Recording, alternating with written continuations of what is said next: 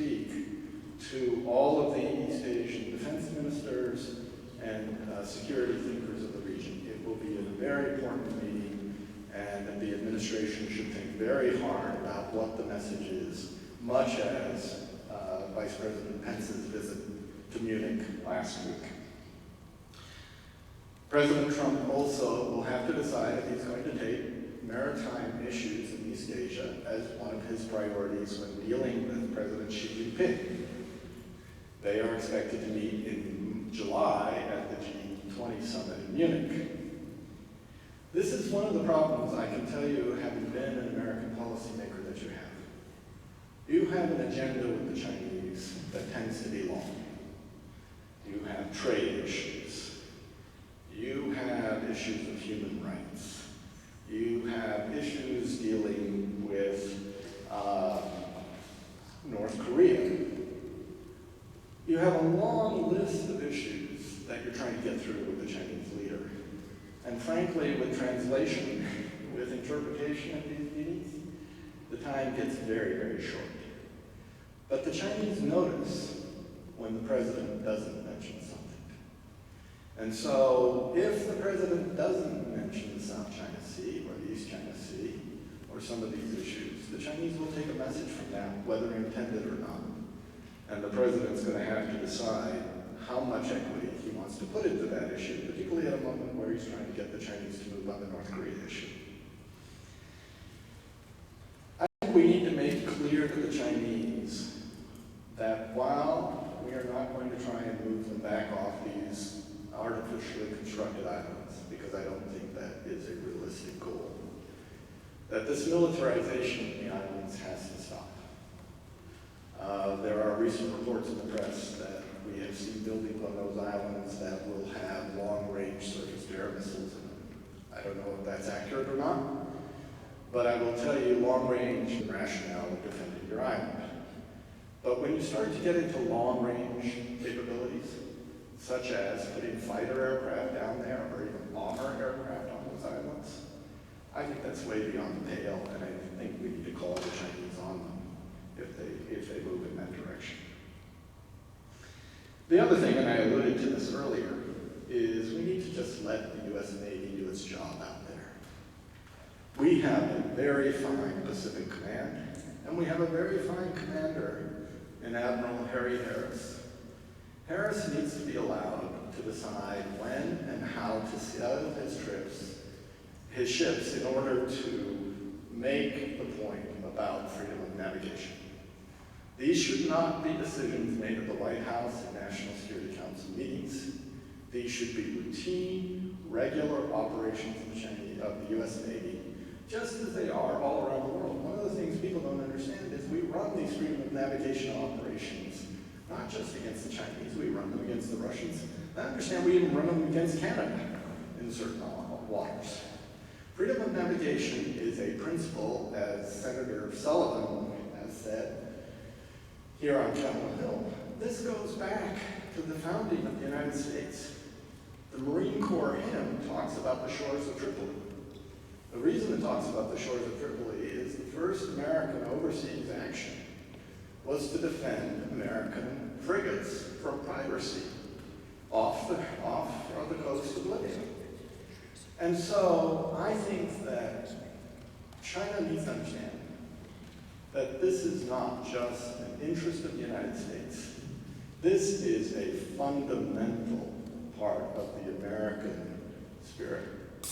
We believe in free trade. We have been free traders. We've always traded with East Asia, all through the existence of the United States. And freedom of the seas is a premise that we cannot give up anywhere in the world, and we certainly can't give it up to the Chinese. Finally, I would just say that what I learned in the Bush administration is that you need to talk candidly to Beijing. One of the problems I have sometimes with American policymakers is they go to Beijing and they want to be more Chinese than Chinese. So they try to be polite. And when you try to be polite in a way that isn't American, you end up doing it very badly. I look back on the first trip of President Obama to Beijing, where he was very polite with the Chinese, and the Chinese took all the wrong signals away from that trip. And when he came home and met with the Dalai Lama and did more arms sales in Taiwan, they were shocked. They said, you didn't indicate any of that when you were here. One thing I learned from President Bush, and I learned many things from President Bush, but one of them was candor. Bush was disarmingly candid with world leaders. Sometimes we'd be embarrassed at how frank he was with them. But I can remember him saying to Jiang Zemin in their first meeting in Shanghai, you're not going to like what I say about human rights.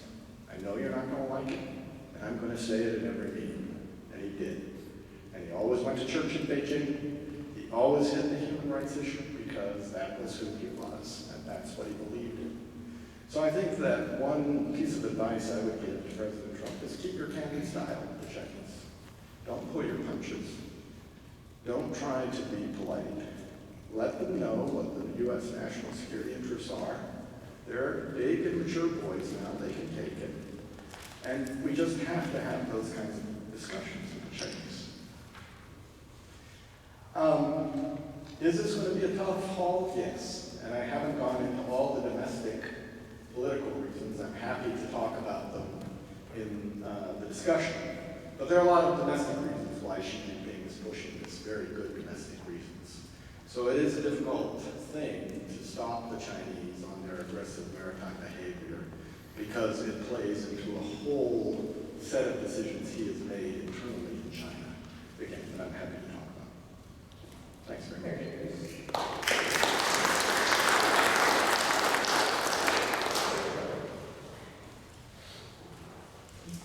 Thank you, Dennis, for a really fascinating talk. I'm particularly impressed with your call for candor. It's a great talk by a U.S. president. So I wanted to ask you about an area where the U.S. has not spoken candidly for many years, a couple of decades, and that's Taiwan.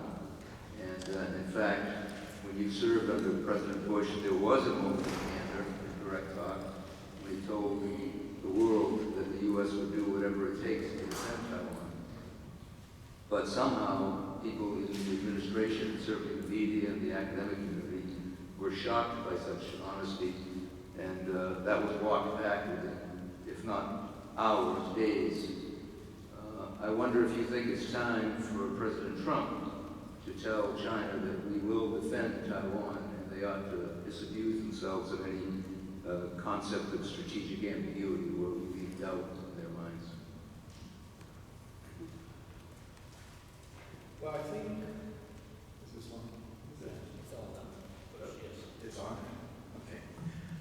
I think that in relation to Taiwan, I have always believed that we have an assurance and deterrence policy and should have an assurance and deterrence policy. What I mean by that is we need to reassure Beijing that we are not going to support an independence movement on the island. I think that is a bridge too far.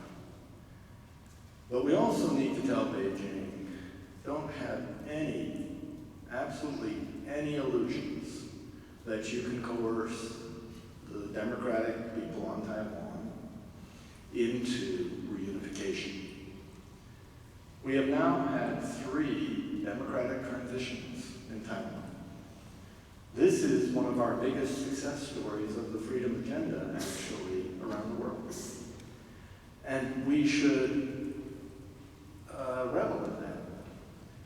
I think that actually the president's decision to take Tsai Ing-wen's phone call was a very good decision. I think it put China on notice of it, and I don't disagree with it. What I think we need to do, Joe, is increase the officiality of Taiwan. There's talk of putting the Marine Guard contingent there. I think that actually is already a decision because I think we're building the facilities for them already at AIT in Taiwan. I think that's a good step. I think that more cabinet officials visiting Taiwan, we need to get into something of a normal relationship with Taiwan, and I think Beijing needs to be mature enough to accept that. Absolutely. The commitment to defend Taiwan should be a bedrock. And I'm fully supportive of it. Well, thank you for your comments. I appreciate also your point about the Secretary of Defense's visit to both Tokyo and Seoul and reaffirming. Before you were here, I just thought something needed to be somewhat clarified. During the session with Mr. O'Hanlon, there was discussion about Secretary of State Tillerson's comments about blockading those islands during his confirmation hearing. I think it's important for the record to point out he walked back those comments.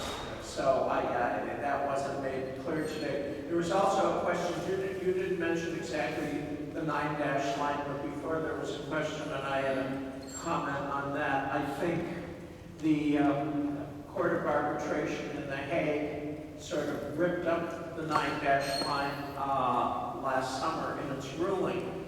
A problem here that hasn't been discussed about maritime issues in the South China Sea is we always say you're only as strong as your weakest link, and also you can't be more Catholic than the Pope. I think there is a complication here in the retirement of President Aquino in the Philippines and the emergence of President Duarte, because you all know his remarks about his Chinese ancestry, being friendly with the Chinese, his trip to Beijing.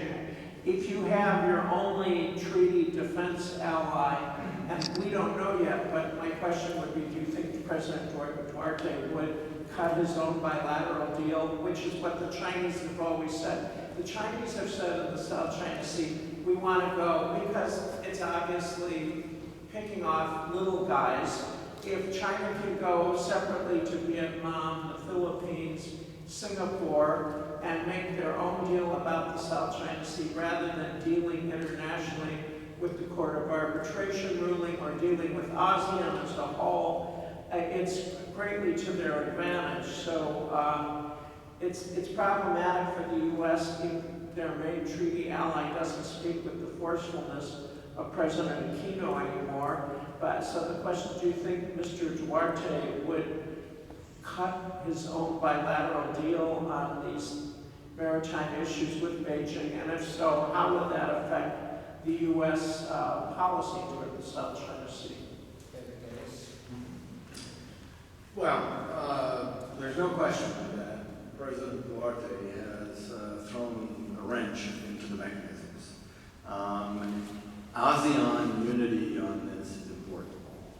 ASEAN standing together and pushing the Chinese towards such things as a code of conduct in the South China Sea is very important. One of the things that I was heartened by this week is to see that the foreign minister of the Philippines seems to be taking a different position than the president. He seems a bit alarmed by the new military developments on the islands. I'm hoping that President Duarte will learn something about China as he begins to deal with the Chinese. Because if he thinks he's got to deal with Beijing, he ought to be looking at the militarization of those islands. The Chinese did not deal honestly with the Philippines over Scarborough Reef in 2011 and 2012 when we thought we had an understanding. I think that the Philippines will return to its position because the Chinese will prove to them that their ambitions in the South China Sea are beyond what the Philippines can tolerate. And you're right, the Secretary Tillerson did, in his written remarks, walk back the idea of blockading. That is not, I don't think, a serious American policy. Bill? Yeah, Dennis, thanks a lot. That was a great little talk. I'm going to give away my North Asia prejudice here. I worked with them. He always worked on Southeast Asia and China. I always worked on Northeast Asia and China. And I think that it comes down to this, the really issue to me of priorities on dealing with China. To me, I've been very frustrated, I'd say, the last 10 years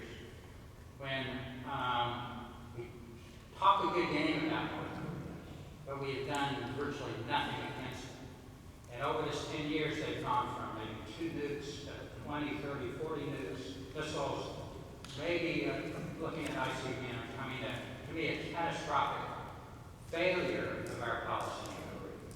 I don't have a good solution to it, but I'm pretty sure China is a big part of the solution.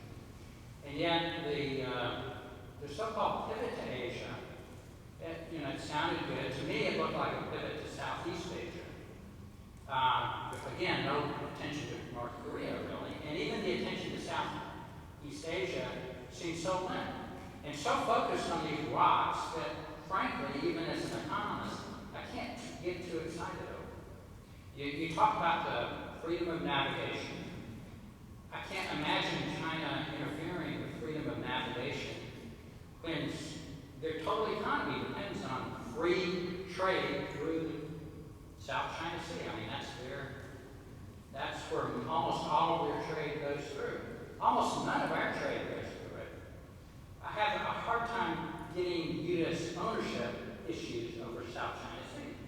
I can see Australia, I can see Europe, I can see Middle East, Japan, South Korea. Everybody in the world should be very worried about South China Sea because of all the traffic for it, except for the U.S. It's on the other side of the world for us. We don't have to do it.